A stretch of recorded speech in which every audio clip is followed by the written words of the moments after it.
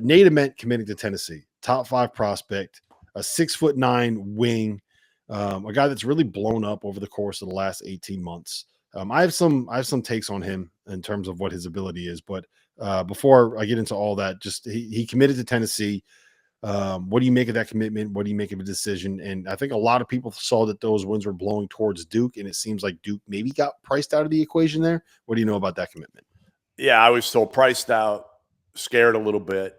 Again, Duke's not used to dealing with this, right? I mean, when they dealt with the boozers, you're dealing more with the families than the agents. And in this one, you're dealing more with an agent, and a younger agent who, frankly, is trying to figure this thing out. And I think ultimately Tennessee was the one who was able to pay the most, that had the best opportunity for him to flourish. They really show what he could do, because Nate Ament, man, he is a special talent. Like, he could be the best in 10 years. We could be looking up at, Darren Peterson and AJ DeBonce and the Boozers, and Nate Ament could be the best of the 4 in the NBA. I don't know if he's going to be the best of the 4 next year in college, just because more of his body frame, Rob, scares me a little bit next year physically. I don't know how he's going to be able to adjust to the college game, but he's tough. He's skilled. He looks like Kevin Durant. His body looks like Kevin Durant. He's not quite as tall, but he's 6'9", 6'10", long, skinny, tough. He fights you. I mean, he had a game, I think, last year in high school or AAU where he had like 20 points. I think it was like 40 points, 20 rebounds or something. So I was expecting the first time I saw him in Rock Hill to see this dude who was like built like a man, because he had 20 rebounds in a game, and he's not at all. But again, high upside, super skilled.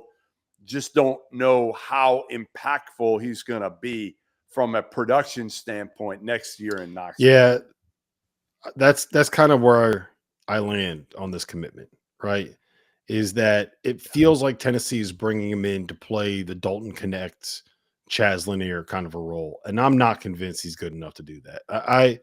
I hear what everyone's saying. I guess I kind of understand the logic, but the idea that you think that he's going to end up being, or not you, but like that people think that he's the same caliber of prospect as DeBonce or Boozer or Darren Peterson is a little bit of a stretch for me. And maybe it's just because he's young and they're betting on the growth that he's made over the course of the last 18 months.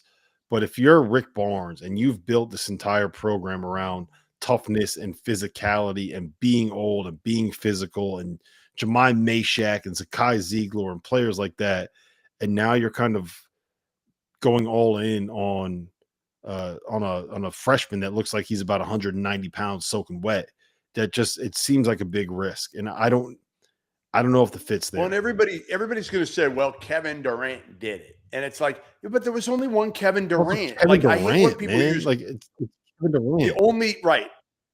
They use like the highest level example for everybody. Well, he did it. And it's like, yeah, but like, he's LeBron.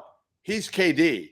He's like, there's only one of those guys. Most of the guys who looked like Nate Ament have not worked out at the highest level in college as freshmen.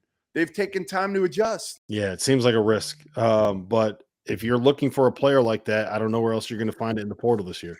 So if they're saying we got the money to spend,